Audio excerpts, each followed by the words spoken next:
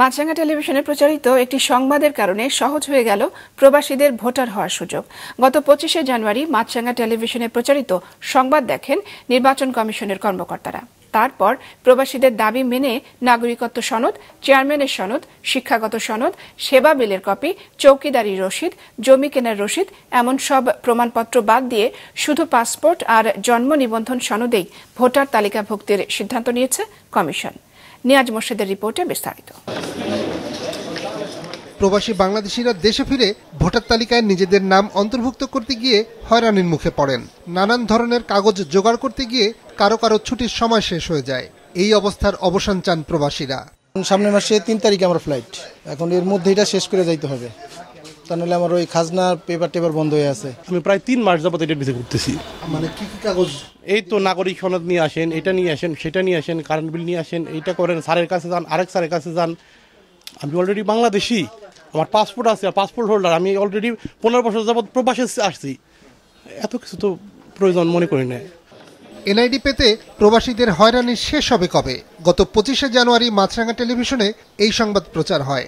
এর ঠিক 5 দিন পর আজ নির্বাচন কমিশনের বৈঠক হয়।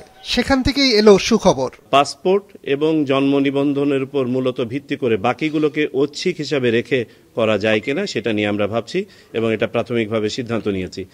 বিগত 4টি জাতীয় নির্বাচনের আগে কম বেশি পরিবর্তন করা হয়েছে সংসদীয় আসনের সীমানা। 2021 সালের সীমানা নির্ধারণ আইনে প্রশাসনিক সুবিধা, ভৌগোলিক অখণ্ডতা এবং সবশেষ আদমশুমারির জনসংখ্যার বাস্তব বন্টনের ভিত্তিতে সংসদীয় আসনের সীমানা পুনর্বিন্যাসের কথা বলা হয়েছে।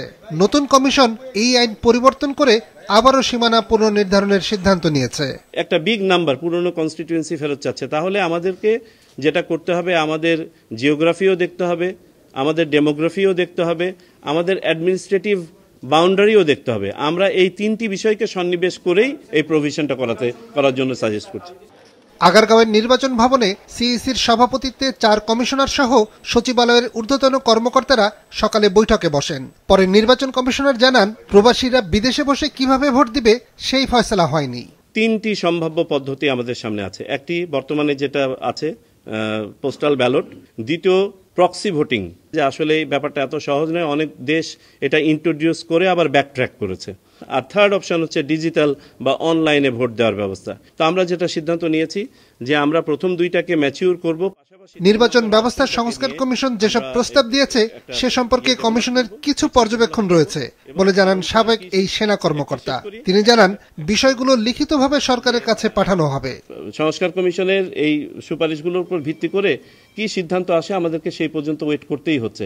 বাট আমরা আমাদের পক্ষ থেকে যেটা বলার চেষ্টা করছি, আমরা উই নিড ইট কুইকলি। সংস্কার কমিশনকে তো চিঠি দেওয়ার কিছু নাই, তাদের সাথে তো আমাদের একবার সিটিং হয়েছিল, পরবর্তীতে আর হয় নাই। এটা আমরা সংশ্লিষ্ট মন্ত্রণালয়ের মাধ্যমে বা অফিসের মাধ্যমে আমরা জানাবো আমাদের অবজারভেশনগুলো। আজকের কমিশন সভায় ভোটার তালিকা আইন, বিভিন্ন প্রকল্পে কর্মরত কর্মীদের চাকরি, প্রকল্পের মেয়াদ বৃদ্ধি সহ প্রায় 12টি বিষয়ে আলোচনা হয়েছে। নিয়াজ মোর্শেদ, মাছরাঙা সংবাদ, ঢাকা।